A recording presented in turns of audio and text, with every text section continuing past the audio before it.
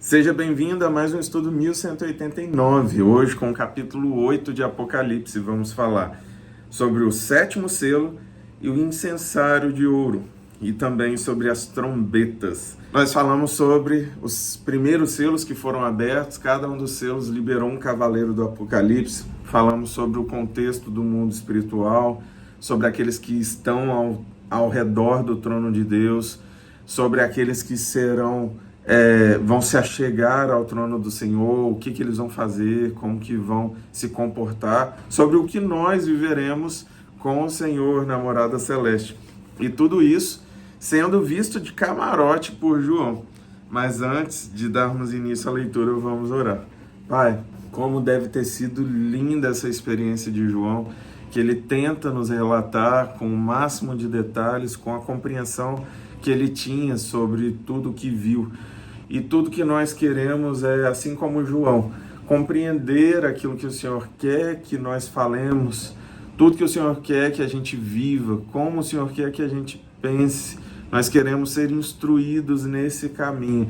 E nós pedimos ao Senhor, fala aos nossos corações em mais essa oportunidade, em nome de Jesus. Amém. Vamos lá. Quando ele abriu o sétimo selo, houve silêncio no céu cerca de meia hora. Vi os 7 anjos que se acham em pé diante de Deus, a eles foram dadas 7 trombetas. Outro anjo que trazia um incensário de ouro aproximou-se e se colocou em pé junto ao altar. A ele foi dado muito incenso para oferecer com as orações de todos os santos sobre o altar de ouro diante do trono. E da mão do anjo subiu diante de Deus a fumaça do incenso com as orações dos santos. Então o anjo pegou o incensário, encheu com fogo do altar e lançou sobre a terra. E houve trovões, vozes, relâmpagos e um terremoto. Se você vê lá a estrutura do tabernáculo, toda ela é um comparativo de algo que se encontra no céu. Então, tudo que é feito aqui na terra, ele tem um vislumbre bem, uma fração daquilo que é o que nos aguarda. Então, o contexto do incensário tão falado no Antigo Testamento, no processo ali de adoração, toda vez que o sumo sacerdote entrava no Santo dos Santos, ele tinha um incensário, e ele ficava balançando aquele incensário até que ele não conseguisse ver um palmo na frente do seu rosto. Tinha um propósito nesse aspecto. E aqui você vê anjos ministrando a presença do Senhor, as orações dos justos e esse contexto de fim dos tempos. Agora, voltando sobre as trombetas. Então, os 7 anjos que tinham as 7 trombetas preparam-se para tocá-las. O primeiro anjo tocou a sua trombeta, e granizo e fogo misturado com sangue foram lançados sobre a terra. Foi queimado 1/3 da terra, 1/3 das árvores e toda a relva verde. Então, 33% de tudo foi queimado. O segundo anjo tocou a sua trombeta, e algo como um grande monte em chamas foi lançado ao mar. 1/3 do mar transformou-se em sangue.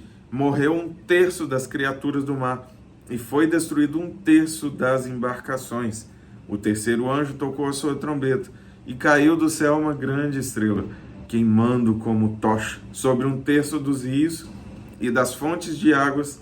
O nome da estrela é Absinto. Tornou-se amargo 1/3 das águas, e muitos morreram pela ação das águas, que se tornaram amargas. O quarto anjo tocou a sua trombeta, e foi ferido 1/3 do sol, 1/3 da lua e 1/3 das estrelas, de forma que 1/3 deles escureceu, 1/3 do dia ficou sem luz, e também 1/3 da noite. Enquanto eu olhava, ouvi uma águia que voava pelo meio do céu e dizia em alta voz: ai, ai, ai dos que habitam na terra, por causa do toque das trombetas que está prestes a ser dado pelos 3 outros anjos. Como se já não bastasse toda a calamidade causada pelos primeiros 4 anjos que tocaram essas 4 trombetas, vem esse ser voando, que é comparado por João como uma águia,